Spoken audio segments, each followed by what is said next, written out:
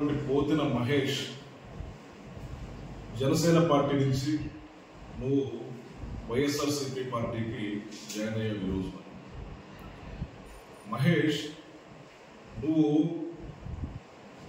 ఒక అబద్ధాల కోరువి ఇన్నాళ్ళు నువ్వు నటించావు. జనసేన పార్టీలో జనసేన నాయకుడిగా పవన్ కళ్యాణ్కి విశ్వాసపాత్రుడిగా ఉంటానని చెప్పేసి ఇప్పుడు దాకా నువ్వు చెప్పి ఇప్పటిదాకా నువ్వు నటించి నువ్వు వేరే పార్టీలోకి వెళ్ళావు. ఎవరిని నటుడు అంటున్నావు? నటుడు సంఘం అంటున్నావు. నటుడు అనేవాడు నాయకుడు కాలేడా? ఎన్టీ రామారావు గారు ఉన్నారు. ఆయన మహానటుడు కాదా? ఆయన సుదీర్ఘ పరిపాలన చేసి ఈ రాష్ట్రాన్ని ఎంత అభివృద్ధి చేశాడో నీకు తెలియదా? పవన్ కళ్యాణ్ గారు 2014 నుంచి నీలాంటి వాళ్ళని నమ్మి మోసపోతా ఉన్నాడు. జనసేన పార్టీ ఒక నటుల సంఘం అని చెప్పేసి నువ్వు అంటా ఉన్నావు. అంటే ఇప్పుడు దాకా చేసిన అందరూ నిజంగా నటిస్తున్నట్టుగా నువ్వు అనుకుంటున్నావు. కానీ అందరికంటే పెద్ద నటుడు నువ్వు పార్టీ మారేవాడు గమ్మున మారి వెళ్ళిపోవాలి. నిన్నటిదాకా పార్టీ మారితే వేరే జెండా వేసుకుంటే నా చెయ్యి నరకండి, నా తల తీయండి అని చెప్పేసి మాట్లాడిన వ్యక్తివి నువ్వు.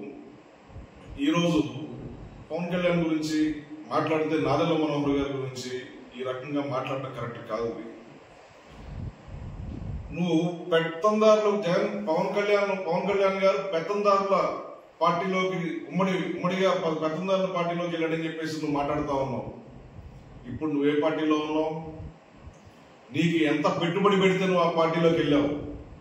నిన్నటిదాకా వెల్లంపల్లిని కొబ్బరి చెప్పులని, ఆ చెప్పులని, ఈ చెప్పులని కనకదుర్గమ్మ గుడి దగ్గర అమ్ముకుంటున్నాడని కొనుక్కుంటున్నాడని నువ్వు రకరకాలుగా మాట్లాడినాడు. ఈ రోజు నువ్వు వెళ్ళా వెల్లంపల్లి గడి సంకన. ఇప్పటిదాకా నువ్వు ఎంతో ఉన్నతరంగా జనసేన పార్టీలో మంచి నాయకుడిగా గుర్తింపు పొందావు. నీకు అసలు రాజకీయ భిక్ష పెట్టిందే పవన్ కళ్యాణ్ గారు. విజయవాడలో ఎవరైనా చెప్తారు నువ్వు ఎన్ని దందాలు చేసావు, ఎంతమందిని బ్లాక్ మెయిల్ చేసావు. ఆ రోజు నువ్వు జీరోలో ఉన్నవాడివి. నువ్వు ఖర్చు పెట్టినప్పుడు ఇంకా నువ్వు మైనస్లోకి వెళ్ళాలి. కానీ ఈ రోజుకి నీ దగ్గర డబ్బు ఎట్లా వచ్చింది?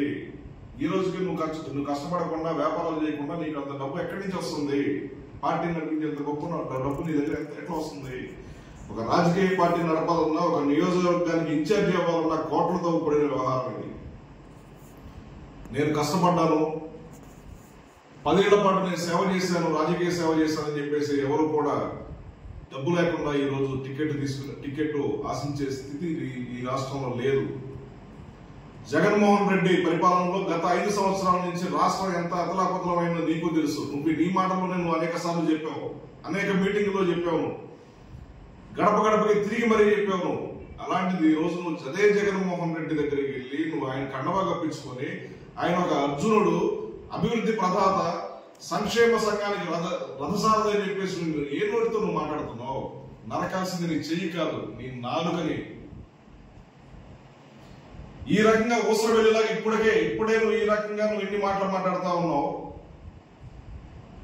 నువ్వు ఇంకా ఆ పార్టీలోకి వెళ్ళిన తర్వాత రేపులు చేస్తావు, మర్డర్లు చేస్తావు, అవసరమైతే ఇంకేదైనా చేస్తావు.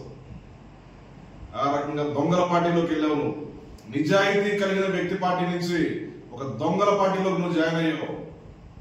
నువ్వు ఓడించడం కాదు, నీకు రాజకీయ భిక్ష పెట్టినటువంటి జనసేన నాయకులు, జనసేన కార్యకర్తలు ఇది గుర్తుపెట్టుకో.